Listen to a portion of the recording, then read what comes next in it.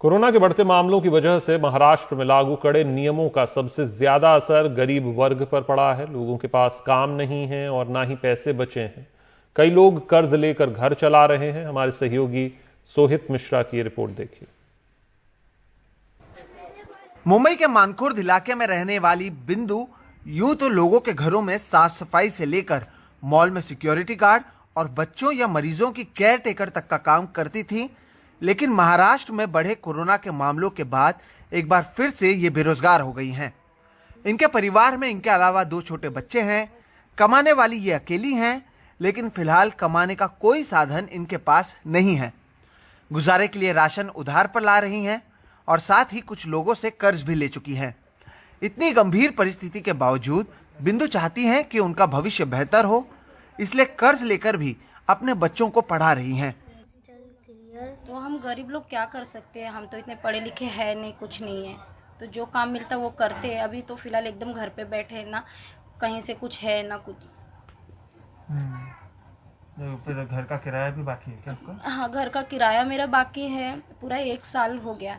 1 साल का किराया बाकी है और रूम वाले भी बोलते हैं कि किराया दो करके। ये सोचती हूँ कि मेरे बच्चे बहुत आगे जाए और मैं भले खाऊँ या ना खाऊँ, मेरे बच्चों को पढ़ा लिखा के मैं आगे करूँ। कुछ इसी तरह का हाल नसीम उन्नीसा का भी है। 1 मई तक धारा 144 लागू होने की वजह से नसीम उन्नीसा जहां ठेला लगाती थी वो फिलहाल बंद है। इस महीने अब तक वो 5,000 रुपए का कर्ज ले चुकी हैं।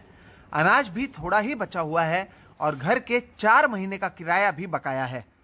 यूं तो सरकार ने ठेले वालों की सहायता करने की बात की है, लेकिन बस रजिस्टर्ड ठेले वालों की सहायता की जाएगी, जिसमें नसीम उन्नीसा जैसे लाखों लोग शामिल नहीं हैं।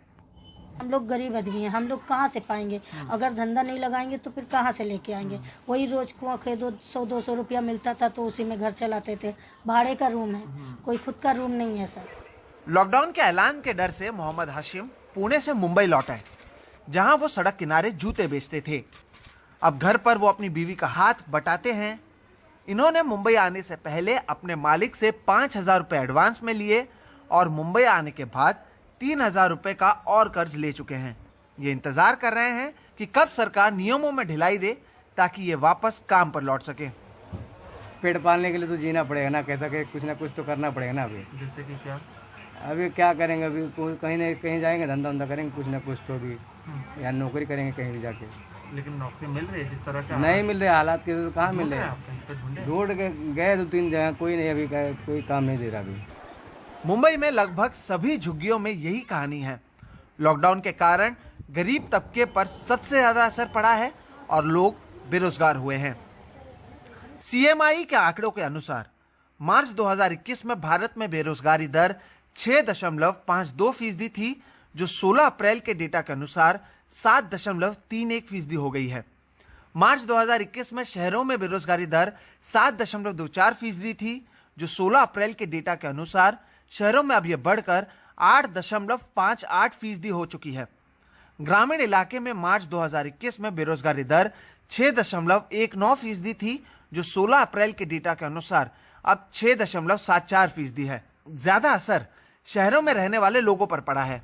पिछले साल लगे लॉकडाउन और इस साल लगे पाबंदियों में एक बड़ा अंतर यह है कि पिछले साल सरकार के अलावा कई लोग और संस्थाएं लोगों की मदद करने के लिए सामने से आ रहे थे, लेकिन इस साल ऐसा होता हुआ नजर नहीं आ रहा है। लोगों के पास ना ही काम है, ना ही पैसा, और अब कर्ज लेकर लोगों को अपना दिन गुजारना पड़ रहा है। मुंबई से कैमरा पर्सन राजेंद्र दयालकर के साथ सोहित मिश्रा, एनडीटीवी इंडिया।